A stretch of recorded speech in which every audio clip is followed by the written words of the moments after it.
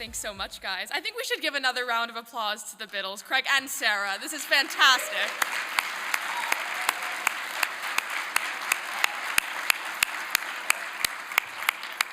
Yeah, Arizona is beautiful. It's super hot, but it's dry, which I think is really nice. I'm just happy to be here. So, you've heard a little bit about me. That was a very generous introduction. I want to force all of you to think about yourselves. Who remembers being 17? Raise your hand if you were awkward. Come on, be honest. Raise your hand if you were awkward. Raise your hand if you were bullied a little. Maybe you needed it. Okay. So as you just heard, which I'll go into more detail about, when I was 17, I was bullied too, by teachers. Bullied, berated, insulted, whatever words you want to use. I wouldn't call myself a victim, but it's true. It also happened over Zoom, which was a classic COVID-era venue. And I'm going to give you guys a couple of quotes of what these adults said to my awkward 17-year-old self, just to get an idea of what we're working with here. And then we'll dive into the story.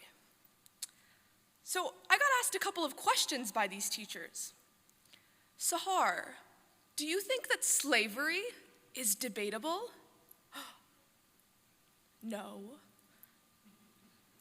What? Sahar, would you be opposed to hearing a Holocaust survivor speak about their experiences? Goodness, no. Well, if you're not on board with systemic racism, I have trouble with that, girlfriend. A teacher. Girlfriend? Okay, so how did we get here? Let me contextualize. Where did these attacks come from? Why was I on Zoom with 3 teachers? This is so weird. So in my hometown high school, I ran for student government office. I wanted to be a school leader. I was grateful to be where I was. It was a great school. I ended up being elected in my junior year. So we're international here. Junior year is the second to last year of high school. I was elected in my junior year to be treasurer, which meant that I had the power of the purse. So I won't say that I entirely controlled student government funds, but at the very least, they needed my signature to move forward with any initiatives. And the adults in the school administration, as well as teachers who were involved, wanted me to sign off on a $375 check of student government funds to give to a political group to speak to the entire school about systemic racism. Okay, nobody here really knows exactly what's going on, right?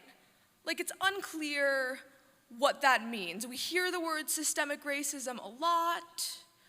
We argue about it a lot. What is it going to mean for somebody, for a political group in particular, to come speak to the school about systemic racism? So I asked that question. What are they going to talk about?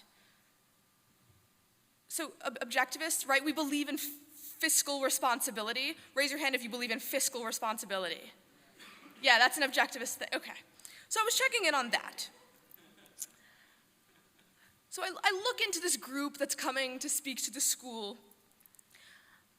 and I'm like scrolling through their website, and I see terms that are political, right? I'm doing my research, and I see things that are just like blatantly political. White privilege. Something that maybe implies that America, at its foundation, is evil or racist. These are things I think we can agree that we can debate them. And so I text the student government group chat, guys, let's look into this more, what's going on? And the response that I get from, again, the adults in charge of me is this is not your choice to make. It's about the adults in charge. You don't have autonomy and you cannot make this choice. Your signature is a formality. Now, how do we know that the signature is not a formality? Because I have the choice not to sign. So I refuse to sign the check with no information. And I think this is reasonable, right? Like, again, we just don't give away money not knowing where it's gonna go. This is a basic thing. I don't need to debate this with you guys. So I get on this Zoom call, I'm very nervous, and these three adults sit there and yell at me about how horrible I am. Two of them were in control of student government, effectively, and the other one was my social studies teacher. So somebody who's in charge of my grades, somebody who's in charge of my extracurriculars. Ultimately, you get the sense that these people have a little bit of control over you and maybe over your future, right? Like, grades matter, what you do in school matters, you don't want anybody sabotaging that. And the three of them told me that the principal himself, the school administration, again, the adults in charge, found what I was doing to be appalling. They found asking questions to be appalling. I had made the school look bad, they told me. One teacher said that the situation gave her hives.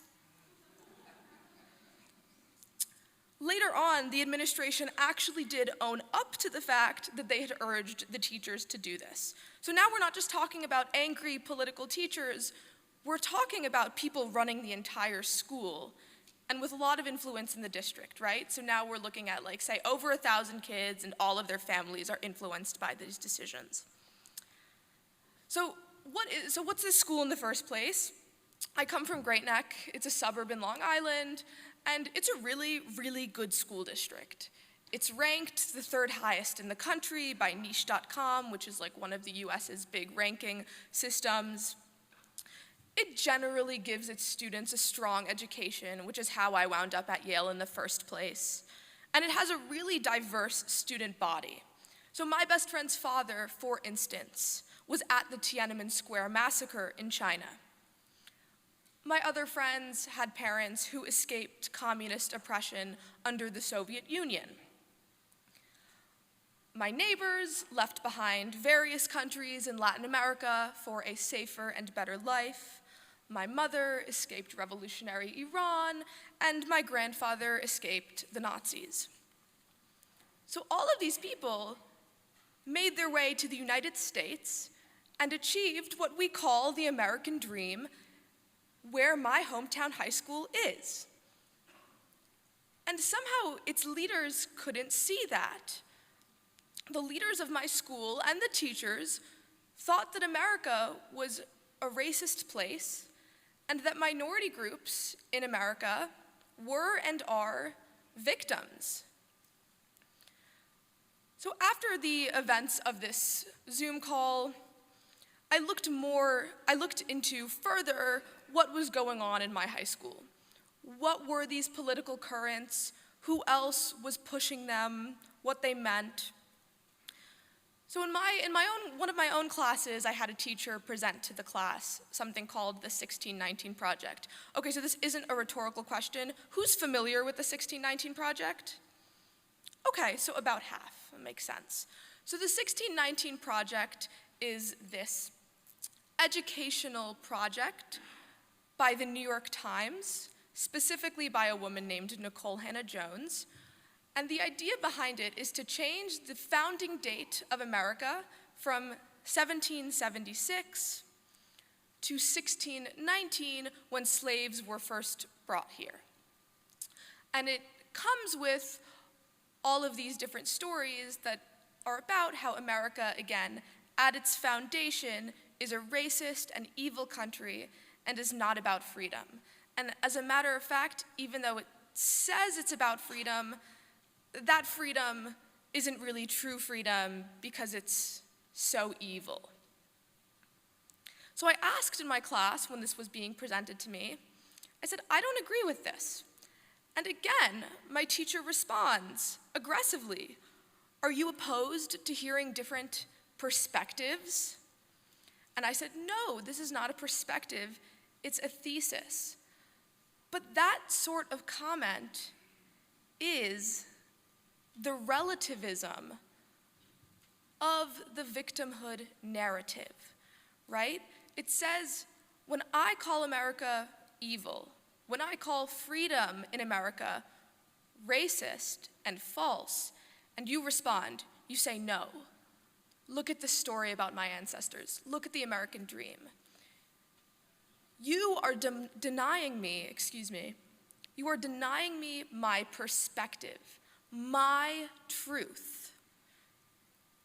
Relativism, not the truth, my truth. So I'll give you another example. A friend of mine showed me a lesson, again, this is my hometown high school, from his English class. It was a Google Slides presentation urging students to pledge to work relentlessly in the lifelong process of anti-racism. According to this slideshow presentation, America is a place where racism is no better today than it was 200 years ago, when we had slavery. Now, I think it's very obvious that that's not true.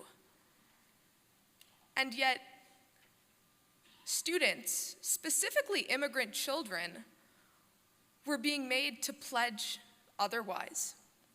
So I disagreed, but okay, it's a perspective. It's not a perspective. It's not about debate. This is not, the philosophy was just not open to being debated. Rather, students had to pledge. And you really couldn't object comfortably in the classroom because the lesson preempted criticism by imputing to people who objected, people who said no, saying that they had white fragility, which meant that they close off self-reflection, trivialize the reality of racism, and, quote, protect a limited worldview. So what does this really mean?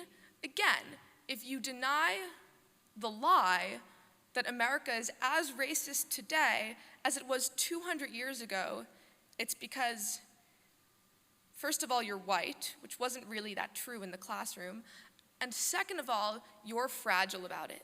You cannot stand to hear the truth that what you come from and what you benefit from, that being the freedoms that America offers its citizens, is actually evil, and is evil to this day. And again, the adult presenting this material to the students had control of their grades, and of course, their prospects of them getting into college. So I want to talk more about what this sort of narrative teaches the students who are forced to hear it and oftentimes to pledge to it. So for one thing, it tells them that the course of their lives is largely defined by their race. Now, again, the people in this room, I don't think we need to debate that. That's false, right? The course of your life is defined by your choices and your actions. It teaches students that they are either victims or oppressors, that America is not the land of opportunity, no matter what their ancestors went through elsewhere and came here to see was quite different, right? They are not, again, responsible for overcoming challenges in their life. Why do you need to be responsible for anything if you're just a victim? And that we cannot debate ideas because disagreement is harmful and violent. So this Google Slides presentation, which was most controversial probably because of the pledge, but controversial for a lot of other reasons, actually blew up in my hometown. Somebody showed it to his dad, and then his dad circulated it to his friends. We're familiar with this sort of thing, right? Like the parents have a group chat, and then they're all reading it, and then they're all very angry. So that's what happened in Great Neck. A lot of comments like, I didn't know this was being taught. What's going on here? This is false. We know we've been over this, where these people come from. A lot of the people in my hometown, immigrant stories, came from tyranny, found freedom in America. They just know that it's not true. So, parents and students brought this issue to the Board of Education, which is one of our local governing bodies, myself included. I told the story of what happened publicly in my student government, as well as spoke about what was going on in these classrooms and why it was wrong. At the end of that talk, and I will say it was scary, and I will say I was warned against speaking, right? Because these people are in charge of you, and what if they get you in trouble? I spoke anyway. You guys can too.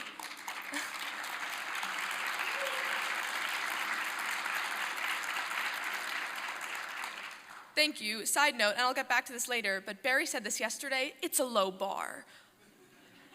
So I spoke anyway, and I received this standing ovation, and then a nonprofit organization called the Foundation Against Intolerance and Racism reached out to me and made a documentary about the experience. I ended up writing about the story in the Wall Street Journal. I've since interviewed with a dozen or so media outlets. It hasn't gone all that poorly. But really, why did I do all this in the first place? Because the narrative is false. My mom really escaped revolutionary Iran. We see what's going on there today. We see those protests. The morality police killed a woman for not covering her hair.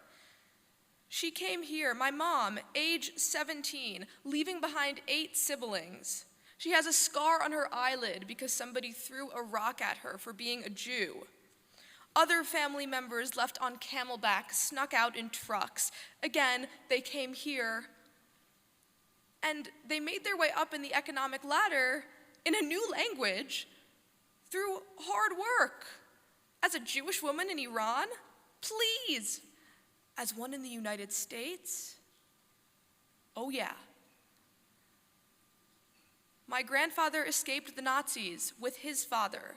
He lost his entire family. They did not follow. He came to the United States on the Berlin airlift. He must have spoken 6 languages. There he was persecuted for his race, his purported race and religion. Here he flourished with freedom of conscience and practiced his religion freely.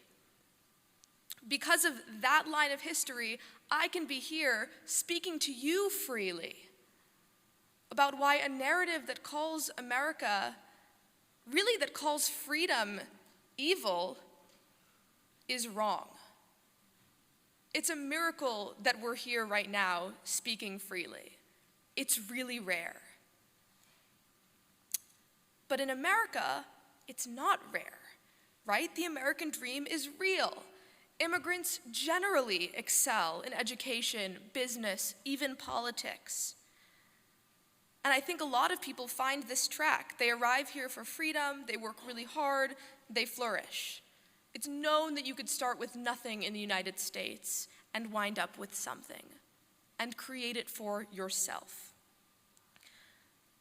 So I'm curious, and this is my last audience participation moment, raise your hand if your family, whether in a recent generation or a long time ago, uplifted themselves from less than ideal circumstances to a state of success. Yeah. So I'm the only one who could see the audience. That was the majority. And I know that these qualities are often passed down to children, and that we take lessons from that history, right? We learn that perseverance works. We learn that those of us who are in America, and also those of us who are in free countries elsewhere, are fortunate to be there and to enjoy the fruits of a free society and a rights-respecting constitutional republic, right? A constitution that respects our rights when the majority rule risks tyranny, to have free expression, to have the equality of freedoms to act on our own judgments, and through that, to have freedom of opportunity. because these stories are so meaningful to us, because your family stories, and even your friends' family stories, because we can share them, are so meaningful to you, we value classically liberal values, right? Things like individualism, free speech, the rational expression of ideas. We put reasonable ideas on the table. And we learn to listen to these stories, which force us to remember exactly how lucky we are to have these good things. Yet today, American institutions are plagued with an ideology that rejects gratitude and centers identity. Race, gender, sexuality, and so on are said to count more than character and merit. They're even said to count more than free speech. I'll give you an example. At Yale, where I'm a student, so these are fairly American stories, so maybe some of us won't know. We had an incident called Trap House Gate, that was what it was coined, at Yale Law School. This is one of the most prominent law schools in the country. I don't go to the law school, but they have a lot of Supreme Court justices. It makes a big deal to go to Yale Law. So 2 student groups at the law school were hosting a joint party. It was the Native American Law Students Association and the Federalist Society, which is a conservative legal group. And the person who was inviting everybody called his house the Trap House, which is one of these slang words. And in response, this Native American gentleman was accused of total anti-Black racism for using this word trap house, which in American culture is actually a word that's like all over the place. It's in the lingo.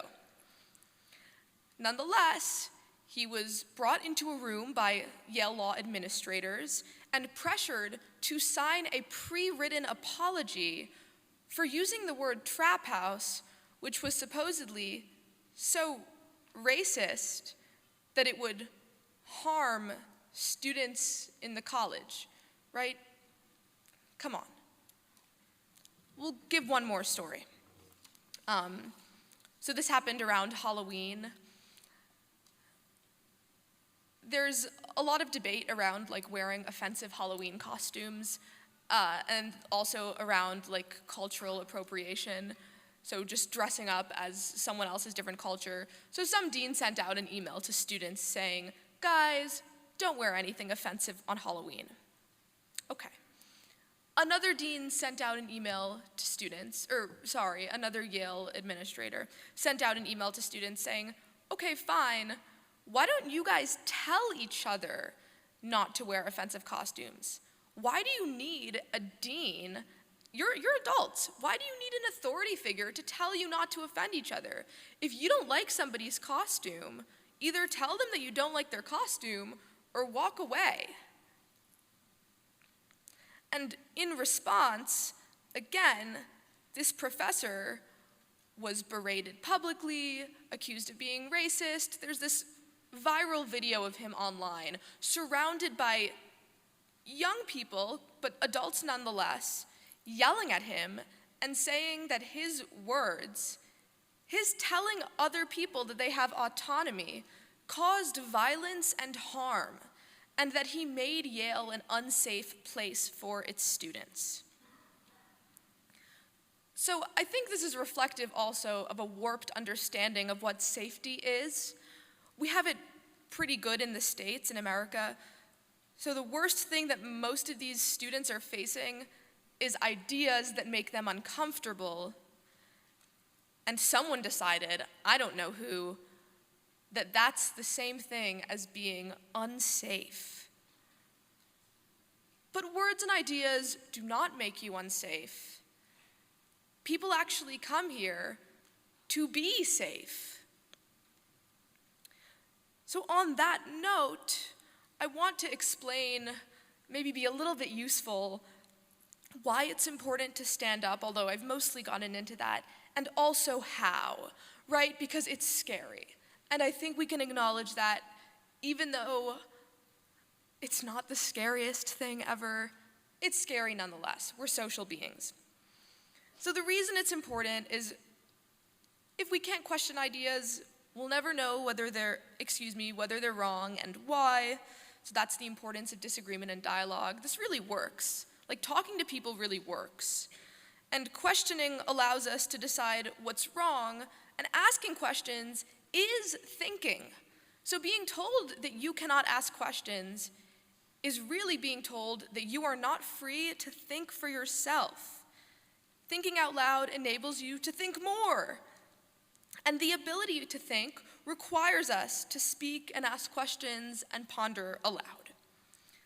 And adopting full-scale race essentialism is like adopting a state religion.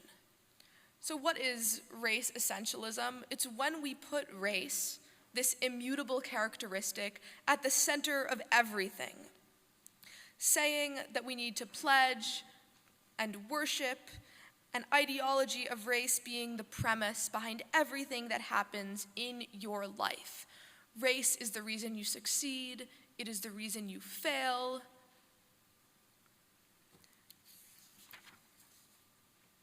It's at the center of inequality. Our person-to-person interactions are influenced by race and power dynamics, including relationships, and that people have these deep, unresolved biases about certain other people, and of course, that America is a racist country. So that's race essentialism, and it's far from individualistic, and it's far from true. This is also important because history is important. The stories of the people that came here running away from tyranny are important. And these ideas that I'm talking about, the reason these teachers bullied me in the first place, the reason all these messes happened at Yale Law, are a denial of the true stories of people escaping tyranny and coming here, right? Saying that America is foundationally racist as opposed to calling out countries that are. The irony.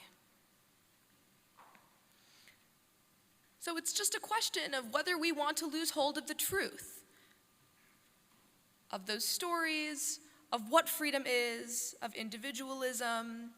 And the answer is no. We don't want to lose hold of the truth. And guys, it's really not that risky to stand up. So I'll give you another example. I have a friend of mine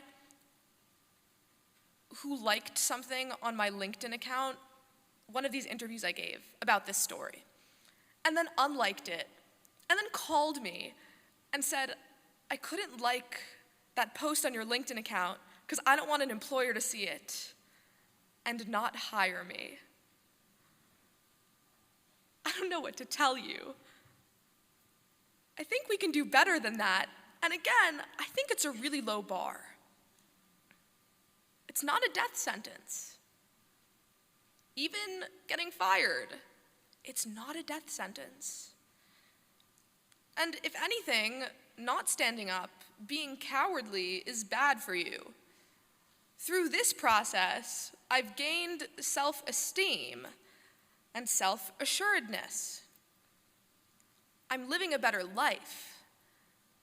Integrity and courage pay off. It's not obvious at first, but it's true. So maybe some advice. You're gonna need to muster up the courage for this sort of thing over time, right? You want to stand up. I think the people in this room get why it's important. I know it. But you're not gonna have your heroic moment. So I read this wonderful book in high school called The Things They Carried by Tim O'Brien. It's a book about the war in Vietnam. And he tells stories that are truly about courage. And one of them is about how he really expected to have a heroic moment during the war. He almost got the Purple Heart. The Purple Heart is this very prestigious award for soldiers who do very brave things. and he's in the Vietnam War with the other soldiers who at this point are his friends, if not his brothers. And they're in a battle, and they're wading through muck, like real garbage, sewage. It's like up to here. And his friend starts sinking, and there's bullets flying. And he thinks that he's gonna save his friend. But he lets him sink. He almost won a Purple Heart. He almost pulled him out of the muck. But he couldn't, because he never taught himself how.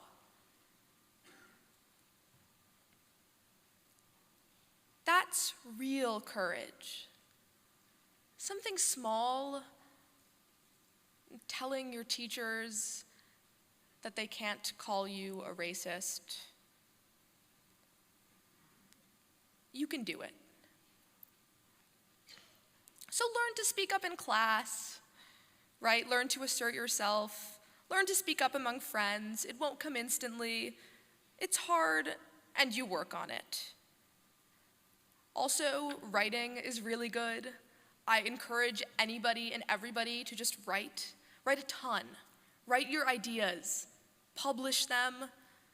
Send them to OSI. Seriously, writing is a good way to bring yourself clarity. Learn to communicate really well. Talk to people. People want to talk to you. I got this from the TV show Ted Lasso. Imagine them as little boys and girls, which I think is a lot more dignified than imagining them naked, which other people will tell you to do. No. Imagine the people you're talking to, if they happen to be bullying you, as little boys and girls. And find people who inspire you and learn from them. More advice? Know your rights. In the United States, we have organizations that will tell you them, like the Foundation for Individual Rights and Expression, FIRE, they're a big free speech group. Do not fight this fight alone. Meeting people here is really good. You'll be in touch with them if and when you run into a situation like this. Please reach out to me. Please reach out to anyone. Just do not be lonely about this sort of thing. That makes it really hard and isolating. Expect silent support, which is frustrating, but it'll happen. Expect a lot of people to say, oh, you're doing great, and then do the LinkedIn thing that I mentioned earlier. Like, I really like this, but I can't like your post on LinkedIn. Whatever. Don't get angry. Record everything. Oh, this is a really good one, actually. If you have a high intensity meeting, record the meeting. Better to ask forgiveness than permission. Never enter a room alone. This is also a good one that we don't think about often. But after that happened at my high school, whenever I got called into administrators' offices, which was more than once, I would bring a friend with me, and they would get very upset. And once one of them said, your friend needs to leave, and I took their words and I used them against them. I said, my friend is not going to leave because I don't feel safe alone in a room with you. So angry. And it's hard to muster up the courage to say it, but you can do it. You will learn.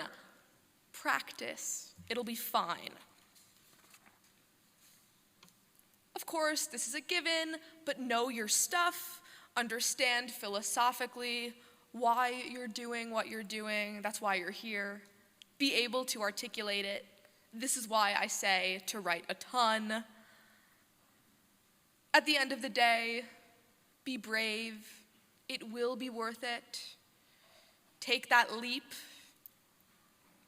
I remember joining the Zoom call. My heart was racing. By the way, I barely said a word. All I could say was no. I had trained myself to say no, and that was it. Just sat there timidly. No. Since then, I've learned to stand against anti-human ideologies and yell, stop. So, ladies and gentlemen, it's time for you to join me. Say no, yell stop. Freedom and flourishing hang in the balance. Thank you.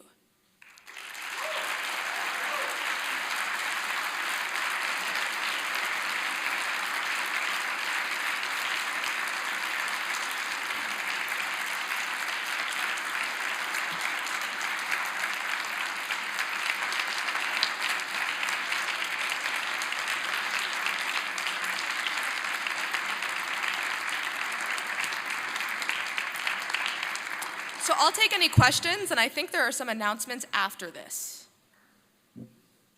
Go ahead. Hi, I loved your talk. I didn't think I would, but Thank you. back at where I'm from, Buffalo, New York, I work at a Home Depot. My brother goes to SUNY Buffalo. We love it up there. Nice. I went there. And my coworkers and I, we talk about basically anything, which is pretty nice. I'm not sure you should at work, but it's whatever. I say go ahead. Yeah. But they feel as though, a lot of them are black, they feel as though because I'm black, there's a particular significance and importance for me to learn black history, not necessarily slavery, but because I'm black, I should learn about black inventors and all of these things and I've always argued that growing up, I may not know all those things, but I learned about some American history, and I learned about this history. I even learned some history in Korea, and that I gained inspiration from those things, despite the fact that I'm not black. Do you think that there is any importance or significance in the fact that you're black, so you should learn about black history specifically? And is that more important? Can you still place importance, like rank importance of history? Oh, that's a fantastic question. I really think that values come first. So, your race is an immutable characteristic, right? It's out of your own control. And I don't see the merit in studying something on the basis that you have something in common with them that is out of your control. I will say that's not the same as, for instance, in America, I think there's just no question that like a black culture has developed, and that if you find virtue in that culture from this, from that, you think this causes human flourishing, it is relatable, and you want to look into it, I don't think that's a bad thing. But I don't think that's exactly the same as saying, like, I'm going to research something on the basis of something that is truly quite shallow. So, for instance, I'll reference my family history, like Iran. That story says a lot about human courage, human resilience, et cetera, et cetera. I don't want to be overly self-referential, but it's like the easiest thing for me to pull from. It can't be an empty shell. Thank you.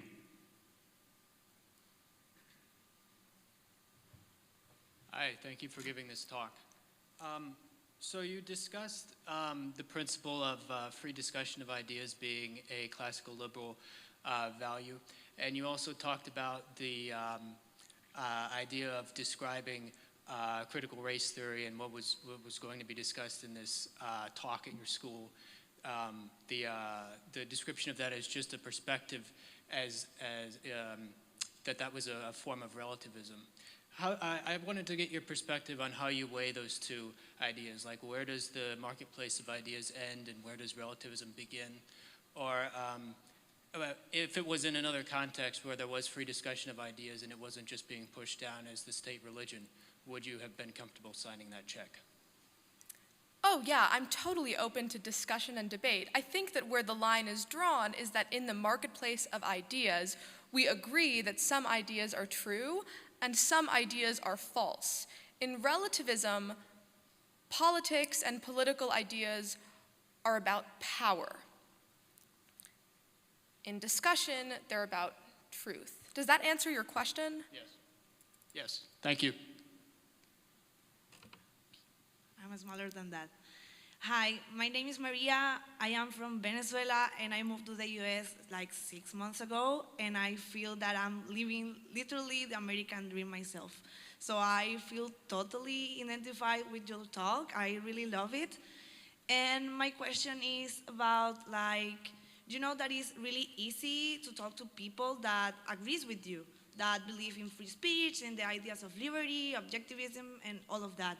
But what kind of advice you could give us to talk with people that are not agree with you, that literally they think like you think about black and they think white, for example? Yeah, that's a fantastic and really important question. Frankly, I should have mentioned it. One should know how to communicate with people who don't agree. The first piece of advice that I'd give, and I think that people don't emphasize this enough, is be super nice. Just be really nice. Be positive with whoever you're talking to. A couple of my friends and I were once having a controversial political conversation about gender.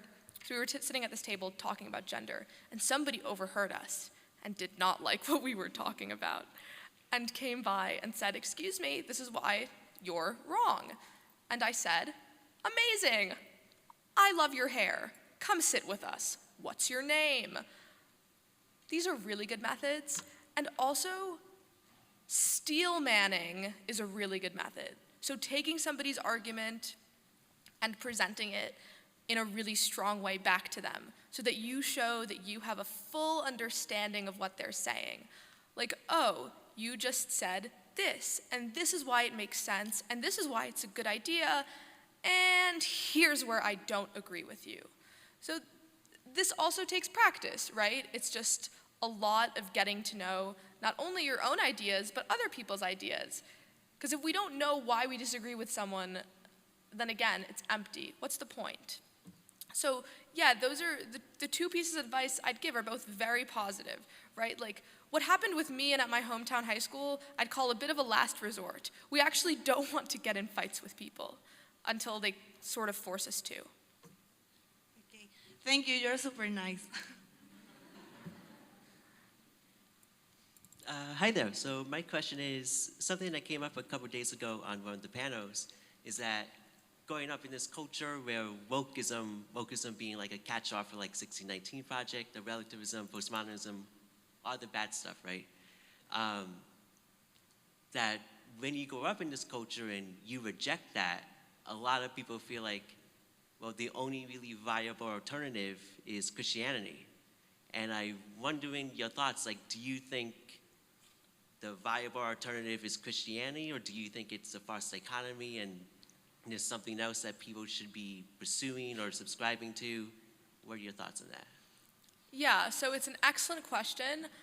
I will admit to you guys right now that I'm a religious Jew. We also don't proselytize, so I don't think it's a false dichotomy. There's a place to start that I think we could all agree on, and that's virtue, right? So how I can lead a good life, I'm gonna need to elaborate. So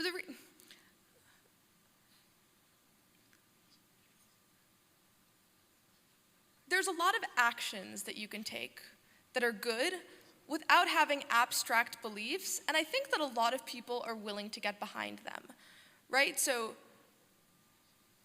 you all believe in individual liberty and personal responsibility on its own. That's totally viable. Like, of course it's a false dichotomy. Otherwise I'd be a Christian. Does that answer the question? Maybe I'm not understanding. No, I think it does. Thank you. I just wanted your thoughts, your reaction.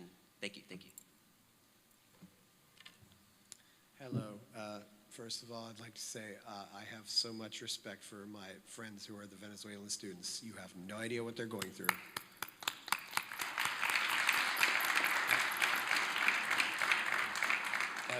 I've largely come to the conclusion, though, that converting the woke left is not a matter of debate, though, that it's probably something more like trying to get a coke addict off of cocaine.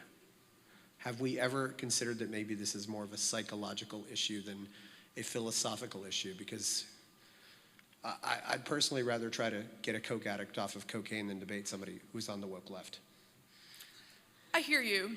So actually, I was recently with an anti-woke psychologist. So another institution that's sort of been plagued by this ideology. And he said to me that he thinks that some of the ideas can be explained by psychology. Like, why would somebody buy into an ideology that demonizes themselves, right? That says that like all white people are evil. But I also think that if that's the way you address those people, even though you think the ideology is that out there and crazy,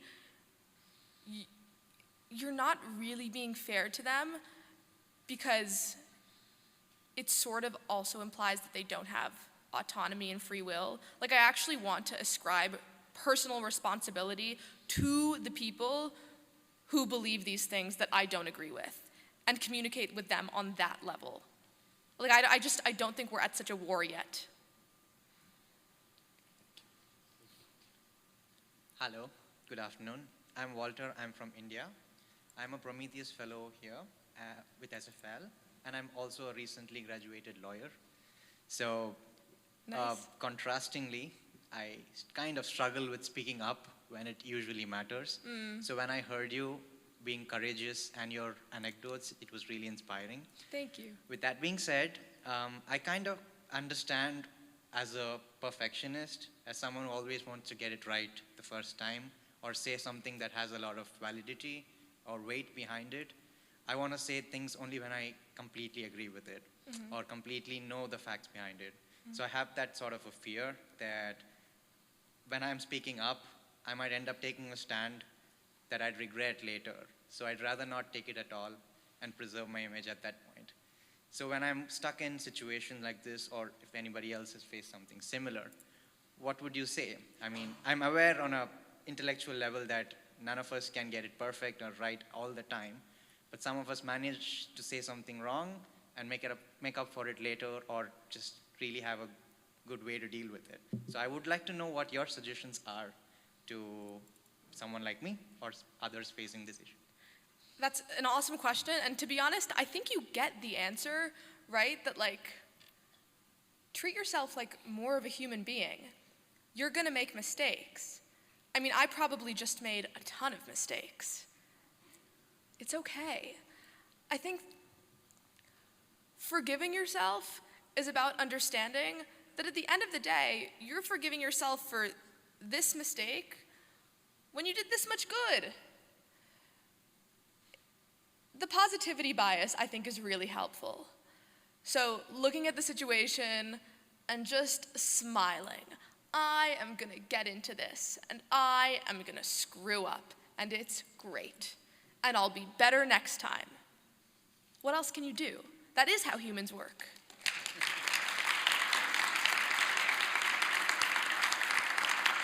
And by the way, I think you have it in you. I know it, actually. Like, you got through law school, you can make an error. Thank you. Of course. Hi, Sahar. Thank you so much for sharing your story, because I feel like the way how you tell stories, your courage and bravery is very inspiring. So my name is Zebo, and I'm from Tajikistan. So it's a country which has been ruled by one dictator for the past 20 years. And it's a country that doesn't allow any type of freedom for individuals. So in the case of speaking up, what do you think about countries which are very dictatorial, where speaking up is not any choice? So how can individuals who really want to make the impact in the country do something by not harming themselves and their families? And even in the case where, like, if they speak up abroad, even that can have a spillover effect on their relatives in the country. So my question is really, how do you actually speak up when it's very hard? Yeah, it's a fantastic question, and to some extent, well, actually, 100%, I cannot speak to it that well, but give it a shot, right? Maybe make a mistake. Private conversation is really good. Private conversation, reading, having a network. So I'm sure that you're not alone in this position, right? And that seems to be what people do when they have beliefs that are kind of outside of the norm and maybe they won't get away with in bad circumstances, is they find other people on the same page and they work together, and it's on the more quiet side and they don't do anything like what I did because clearly that would be a bad idea. But the network matters, and it's a really good starting place, and it's probably also a really good pointer to a next step, which is influencing other people, right? Because if you draw more people into the network, and the network grows and grows and grows, and in the internet age, and I have a lot of issues with the internet, but this is how it works, you can build something pretty big. And you could also keep it pretty private.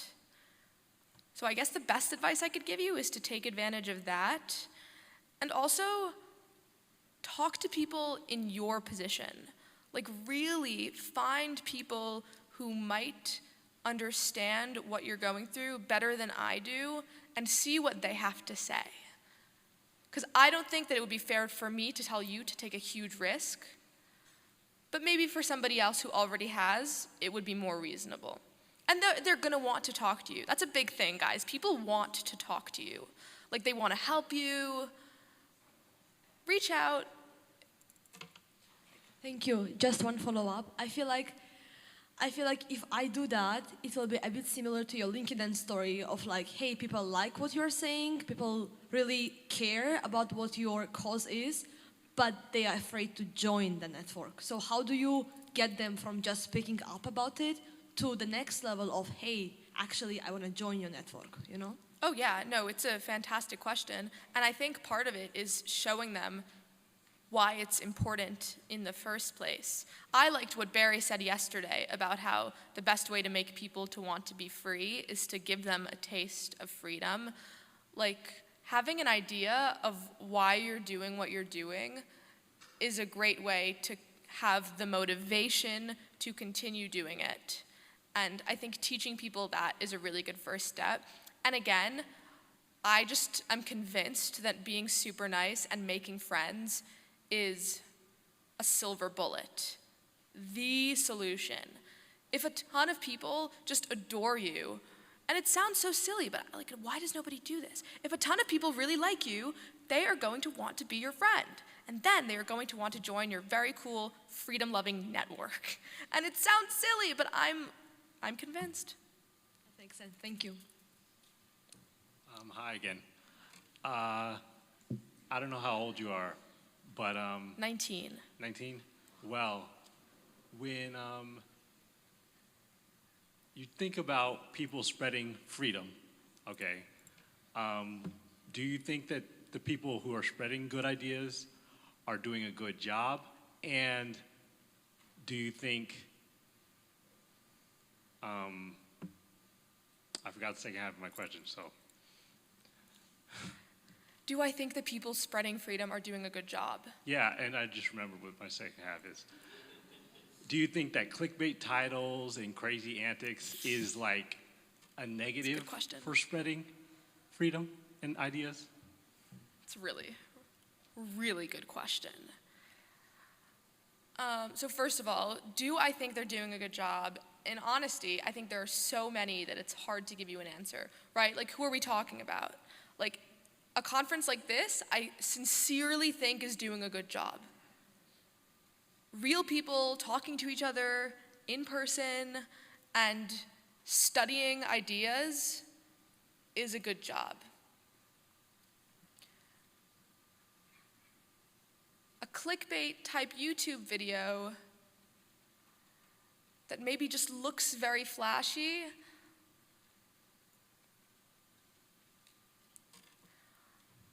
I worry is going to make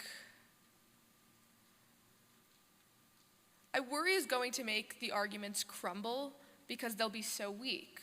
If you just have no idea what you're talking about, and this is a battle of words, and you have none, how far can you get? I will say that it might be a viable first step, right? Like, get somebody to watch the video in the first place because the screen is a little bit provocative and looks like it'll teach you something interesting. I see how that could be reasonable. And also, it seems to be the main way most people engage today. So if that's how you need to, I guess, rope somebody into thinking, which everyone's reluctant to do, it's worth considering. Thank you. Hi, good afternoon. I'm Tegen Victor from Cameroon. Part of my question you answered when you were answering the attendee from Tajikistan. I just want to highlight a few peculiarities about the background of my question. I joined SFL in 2019, and for 1 year, I could not register SFL in my university. I get turned down over For and 1 over. year, you could not? Register SFL as an association in my university, yeah. It was denied. And I'm in a society, a country where tyranny, corruption, anything you speak against that just looks different. Even if it's true, it looks different from what the power, those in power, they want. It's not. It's looked against as terribly dangerous. Personally, the part of Cameroon where I live, we've been in war for about 6 years, just over a useless ideology. That's with great losses, almost like 600,000 lives lost, and we can't count the rest. I've had 6 life threats. Sometimes I had to go like dark for a month or 2. That's what, activists, and when they want to come vocal in Cameroon, that's what they face. Just in 2023, we've had close to 6 major journalists. They just disappear. So what we resorted to do is we came up with organizations which were locally registered, and then we start teaching and talking to young people, university graduates and students, and sharing ideas for liberty. We've been doing that for some time now, and with some little progress. So what I want you to maybe highlight or add is, what can we do in that kind of scenario to expand more and to get more? Because like right now, there are packets of liberty leaders all across Africa, like serious packets. And it's a call also to everybody. If any liberty leader in Africa maybe write something and post something, please give a voice to it. You don't know how much you're going to help that situation. It's for real. We know what we're going through, and it's much more. The media tries to suppress that. So what can we do in that scenario with a legalized organization to be able to spread those ideas of liberty and get more young people? Because for the ancients, we can't change them right now. But what we want to do is maybe affect the next generation so they will think better and different if they come to power. So what can we do better? Yeah, well, first of all, you're very brave, like in the real way, not in the teachers were rude to me way. Second of all, I think maybe this also goes back a little bit to the previous question, which is that being cool is very effective. So again, a less exciting example, or rather just less heartening, is that at Yale, which is one of these places where you should feel a little bit on edge about speaking up, we have this huge viewpoint diversity organization with hundreds of members. It's like 10% of the undergraduate student body, which is crazy because kids are really, really scared. And they have a lot of really fancy dinners where like you get dressed up and they take you on trips. So it's kind of annoying to say this, but if you have a good donorship base and they can make your movement cool, then that will help you a lot. People want to engage in things more when they're normalized, when other people are doing it and it just doesn't seem so crazy. So that, and again, push good ideology, push the importance of freedom and the reasons behind it like crazy. Talk to people, have conversations, call random people on the phone. This year I'm in charge of the Yale Free Press, which is our decades-old unpopular viewpoint campus publication, and so I'm trying to recruit people to write for us. I just call them. Like, hey, I think you're talented, I think you're smart, compliments, compliments, compliments, because they are, it's true, and I want you to come work with me and do this good thing, and there will be perks. You'll be cool. Maybe that's helpful? Okay, one last question. Can I maybe meet you, discuss after this? Yeah, of course. Especially on the first point, you said on the writing part. Yeah. Okay. Guys, please reach out to me. Like, I'm not famous. I want to talk to you. Okay, thank you. Yeah. Thank you so much for your talk. My question is a little more personal. I'm curious, and by the way, you have a justly earned amount of media attention and an amazing audience and platform now. My question is, what kind of legacy do you want to leave with your ideas, and are there any ideas other than the general spreading of liberty that you would like to pursue personally with your personal brand? And also, when are you going to publish a book? Aw, that's really nice. Thank you. That's really nice.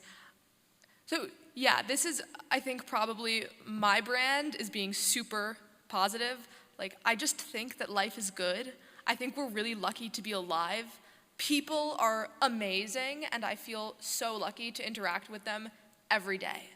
So, if I could get people to just feel that a little bit more, I'd be really happy. That's like my own personal, you could say, apolitical initiative that I think it's the most important thing in the world, guys. Please be happy. You have so much to be happy about. You're here. You're in Arizona. It's dry heat.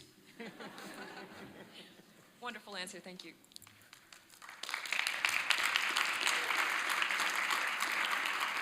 Hi. Well, first of all, thank you for everything. My name is Esteban Hernandez. I'm a staffer for Students for Liberty. I also have like an independent media outlet in Spanish. I'm from Venezuela as well. So you can imagine that for me, free speech is kind of importance. So when I hear stories about like the one of your friend, for example, that he's trying to censor like himself just because of fear of what society or somebody might think about. Yeah, it kind of bothers me. But at the same time, and this is going to be my question, like there are certain, let's say, comments that are actual, like, let's say, I don't know, maybe racist comments, maybe, people trying to, like inciting to violence, and you don't want to associate it with that. So you have the right to be rude, you have the right to be a bad person, but at the same time, we have the right to not associate with them. So where do you draw the line of cancel culture being basically censorship or keeping people accountable for what they say? Yeah, it's an excellent question. So I think that the line gets drawn with cancel culture is that it calls things what they are not. So, for instance, it is not a scientific truth that people have wildly different intellectual abilities on the basis of race, right? We know this. It is also not a truth to say that me saying, I like individual merit is racist. Those two things are not the same. So I really do think that that's where you draw the line, is just that most cancel culture does not identify people for being bad. It identifies people for saying things that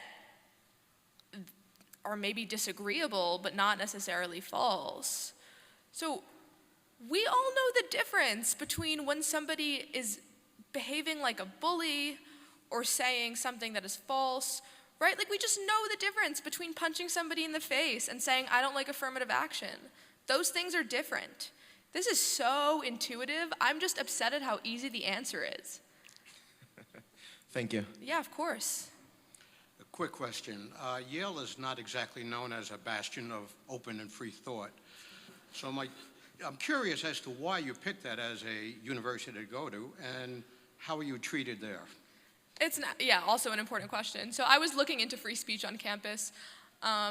Two main things I was looking into on campus was really the political climate and Jewish life, which can oftentimes go hand in hand, and that's another story.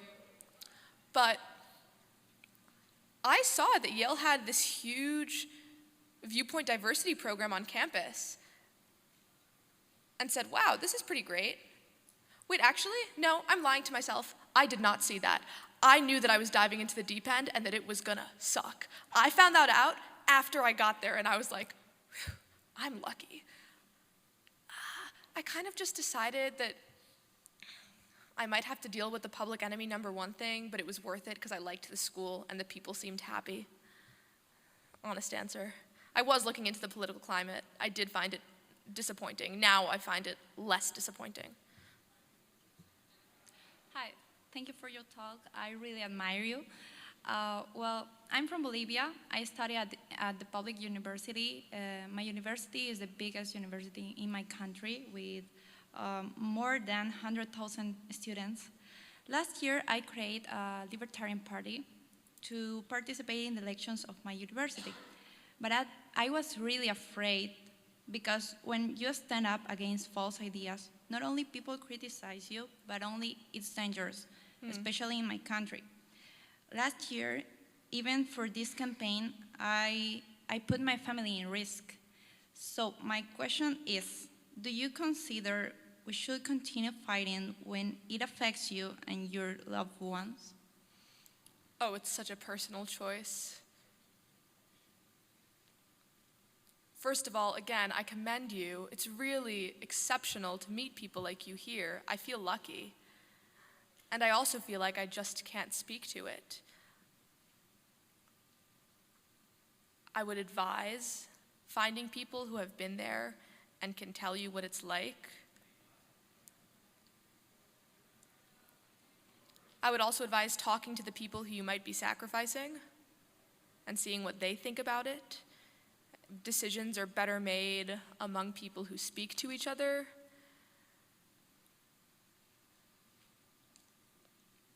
Yeah, it's really tough.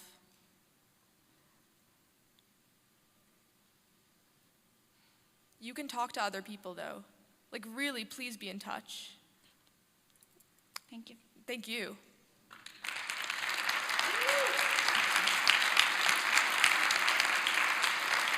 I don't want to take any more of your break, but I know that Sarah